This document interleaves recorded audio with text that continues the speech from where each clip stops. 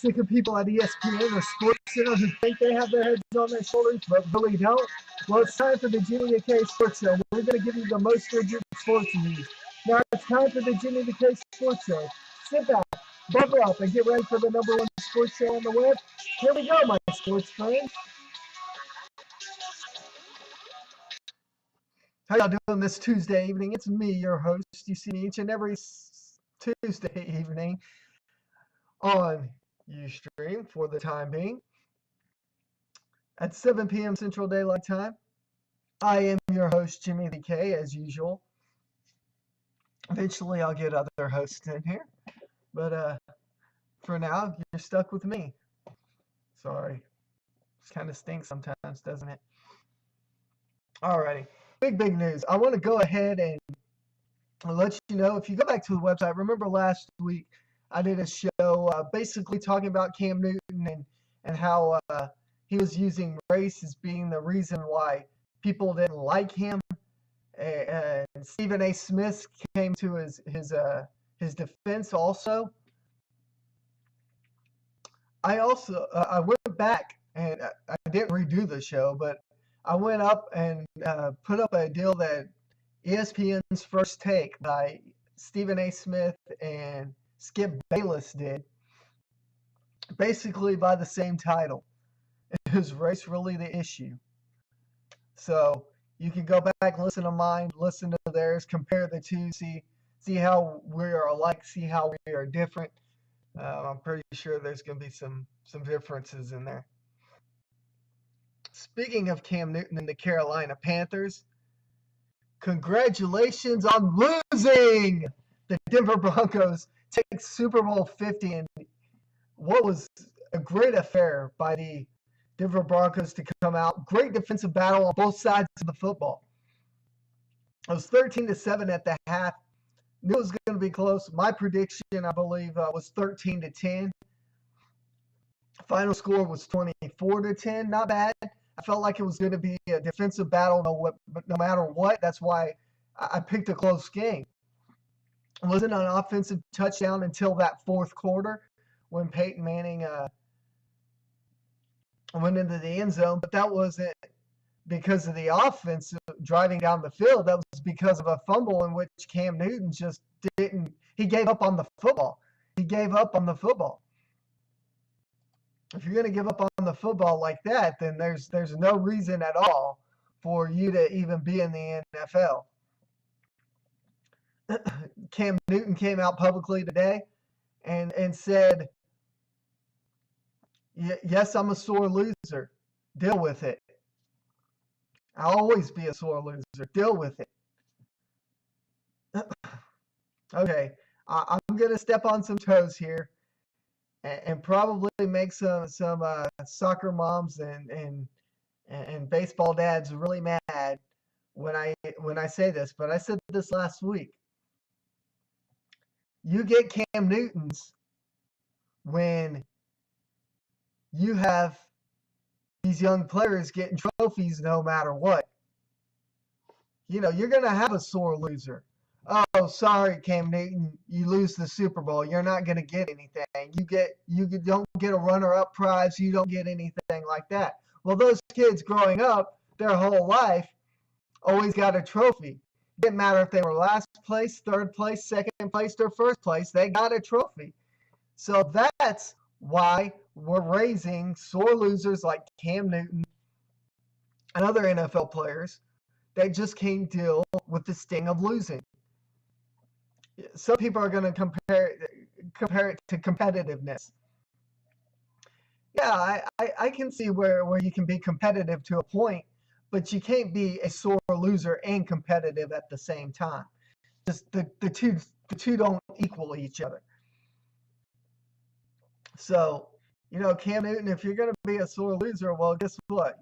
This is exactly what we get as parents and as coaches for giving trophies to everyone that does not deserve trophies. We get a bunch of little Cam Newtons out there that are crying because they still lost the game. Well, so be it. You lost. Better luck next year. You'll be back. We know the Carolina Panthers will be back. Probably be back bigger and better next year than what they were this year. So Until next year, we're probably going to hear him whining about it. Before the Super Bowl, Broncos safety Ryan Murphy got busted on a prostitution ring in San Jose.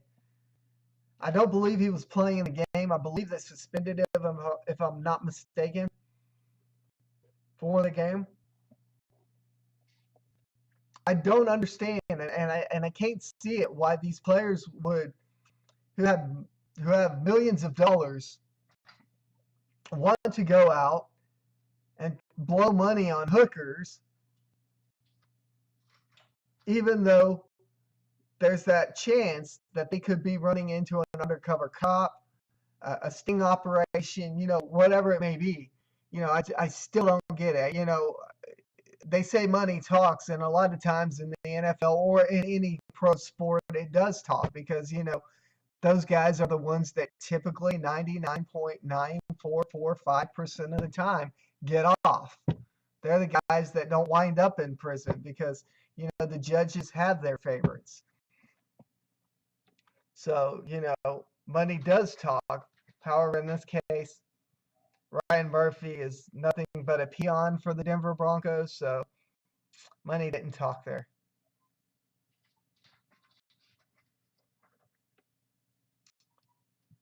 Peyton Manning. My thoughts on Peyton Manning. This is actually a viewer question that I got right after the Super Bowl. My thoughts on Peyton Manning. Do I think he's going to retire? I think he's, John Elway waited about a week after his victory and then stated that he was going to retire. Peyton Manning, I think, will let it soak in a little bit longer. And then by letting it soak in a little bit longer, there's a 99.44445% chance that he's going to retire. That's the way most players want to go out, is out on top. An interview with Michael Strahan even says that that's the way he wanted to go out on top. He won his Super Bowl. He's like, enough's enough. I'm done. I got my Super Bowl ring. I am out of here. My body cannot stand no more. Where we run into problems sometimes is with the arrogance of players. Their arrogance gets the best of them. And when it gets the best of them, they're thinking, well, maybe I should retire. Maybe if I play one more year, I can win another ring. Or maybe if I play 2 more years, I can win, at least 1 more ring. Maybe 3 more years and win 2 more rings. Peyton Manning's up there in age. In football years, he's 30. I think he's 35, 36, 37, somewhere in there. In football years, he's like 50. He's basically an old man. So the odds of him sticking around in the NFL are slim to none. Where do I think that we'll see him next if he does retire? I think he'll probably take a year off, spend time with family, maybe go to a couple of Eli's football games, root his little brother on. Eventually, I think we'll see him in the CBS Sports booth or NBC Sports booth. We'll see him doing some commentary. And eventually, down the road, we'll definitely see him doing some coaching. There was some rumors that, I don't know how true this is, that he was meeting with the owner of the Tennessee Titans a few weeks ago. Just verbatim, having a conversation. The headlines were that he was just there talking to the Titans head man. Truth of the matter is, the rumor mill came out, and a lot of the rumor mill, including a lot of people inside the organization, said that Peyton Manning was talking to him about an upper management position. So could we see him in an upper management position somewhere in Tennessee? By far, quite definitely. But that first year after he retires, I don't expect to really see him doing anything except spending time with his family and drinking plenty of Budweiser. Really. He's endorsed by Budweiser. That's why he had to say that.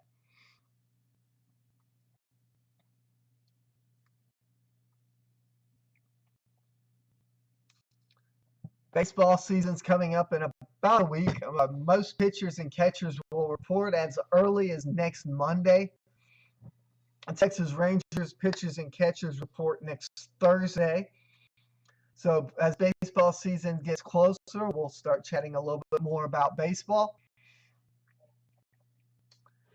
Since football's over with and the Super Bowl is done, and there's really not a lot of football news just yet. There is some college football, or not college football, some college basketball that we need to take a look at. And that's the power rankings. How are we going to rank these guys, after a few weeks?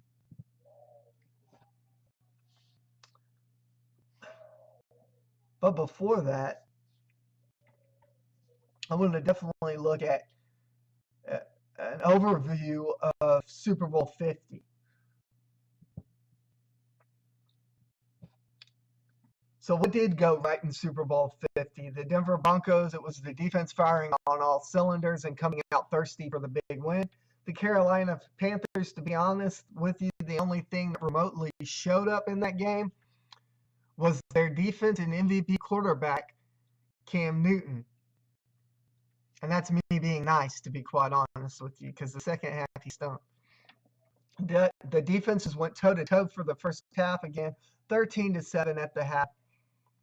They were Carolina Panthers were in a very doable situation in terms of making a comeback. The big problem was the Panthers had Super Bowl MVP Von Miller all over Cam Newton like a swarm of horseflies all over a horse.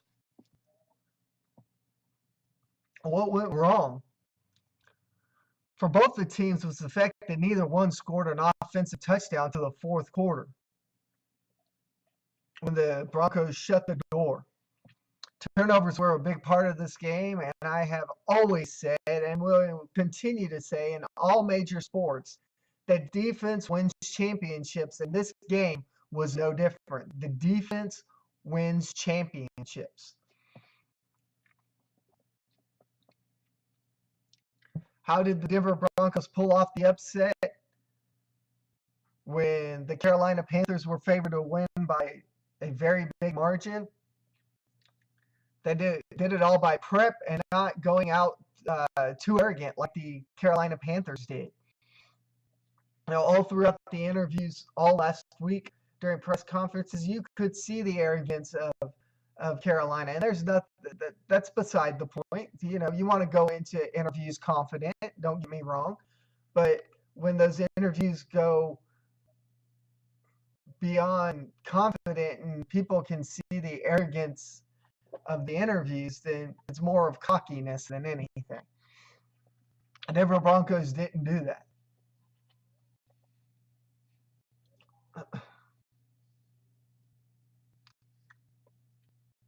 Does Peyton Manning end up in the Hall of Fame someday?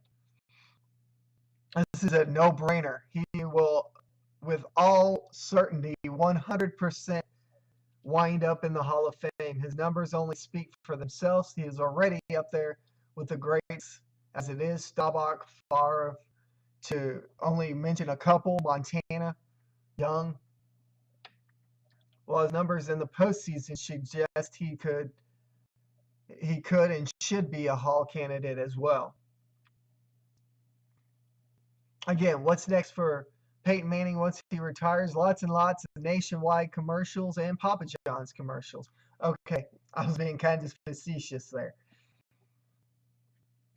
However, he will, like I said earlier in the show, probably do some commentaries for Sports Network and then take his hat to the coaching ring on all levels. So will this be the last that we see of Peyton Manning, even if he retires? No, I can definitely with 100% certainty tell you no, because Peyton Manning is going to be out there. He's going to be in some type of commentary, some type of top management position. He's going to be in commercials. He's going to be all over the place. I have to tip my hat to both teams, the Carolina Panthers and the Denver Broncos, for giving us fans something that we all wanted, especially after that halftime show was a fiasco. With this show not being a TMZ type show, being more of a sports show, I'm not going to get into the Beyonce and the Black Panthers BS. However, if that's her prerogative, that's her prerogative. My prerogative is, that happened many, many years ago. Let's stop living in the past. All right. Halftime show was horrible. So, I have to thank the Carolina Panthers and the Denver Broncos. They gave us exactly what we, the fans, wanted. A close, tight-knit game, defensively played. And, after the horribleness of that halftime show, thank you. And congratulations also to Super Bowl MVP Von Miller. I have to tip my hats off to two former Cowboys position people. DeMarcus Ware winning his first Super Bowl ring as a Denver Bronco. Wade Phillips is the defensive coordinator of the Denver Broncos, once the head coach of the Dallas Cowboys. I want to tip my hat to both those guys in winning a Super Bowl. I want to tip my hat to Gary Kubiak, former head coach of the Houston Texans. As now the Texans fans are wetting their pants as they're wishing that they had not given up letting Kubiak leave that the way that he did. Houston fans now know what could have been had Rick Smith went out and gotten a quarterback. And, they had Andre Miller and Arian Foster firing on all cylinders. This could be the Houston Texans. However, it's not. It's the Denver Broncos. Congratulations, Gary Kubiak, Wade Phillips, DeMarcus Ware, Von Miller, and the rest of you guys on the Super Bowl 50 win.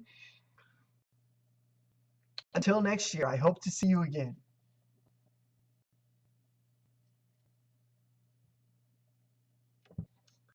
That being said, the last thing I want to look at this evening in the show, and the show will definitely be yours, is the NCAA college basketball rankings. Again, like I did with the NCAA football rankings, I will go through and rank them 1 through 25 as the Associated Press has on their calendar. And then after that, I go through and I rank them in my 1 through 25. So this is the AP Top 25 right now after Week 14 in NCAA basketball. Number 1, Villanova. Maryland 2, Oklahoma 3, Iowa 4, 5, Xavier 6, Kansas, Virginia 7, 8, Michigan State 9, North Carolina, West Virginia 10, 11, Oregon 12, Miami, Florida 13, Louisville 14, Iowa State, Texas A&M 15, SMU 16, Arizona 17, Purdue 18, 19, Dayton, Providence 20, Baylor 21, 22, Kentucky, USC 23, Texas 24, 25, Wichita State. That's the AP Top 25. If I were ranking these, this is how the top 25 would look in my rankings. Number 1 would be Villanova. Number 2, Oklahoma. Number 3, Maryland. Number 4, Iowa. 5, Xavier. 6, Kansas, Michigan State 7, North Carolina 8, Michigan State 9, West Virginia 10, Oregon 11, Louisville 12, Miami 13, Texas A&M 14, Iowa State 15, Arizona 16, SMU 17, Dayton 19, Providence 20, Kentucky 21, USC 22, Baylor 23, 24, Texas 25, South Carolina.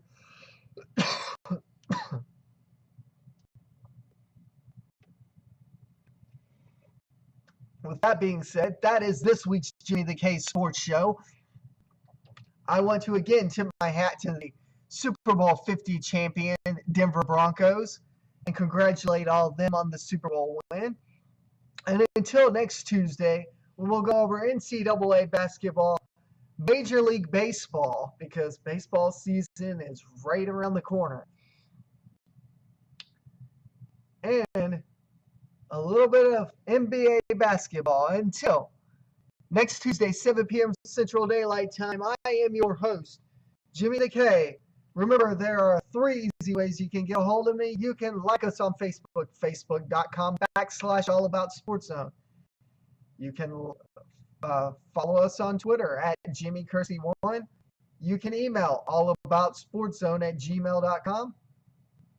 Or you can go to the All About Sports Zone website, www.screamerproduction.wix.com/allaboutsportszone. Click on the contact button at the top. Click on fan gallery. Click on fan gallery at the top. Click contact. Put in the fields there. It will send me a direct email there. Those are the ways that you can get in touch with me. Until next Tuesday, 7 p.m. Central Daylight Time, I'm your host, Jimmy the K. Peace out.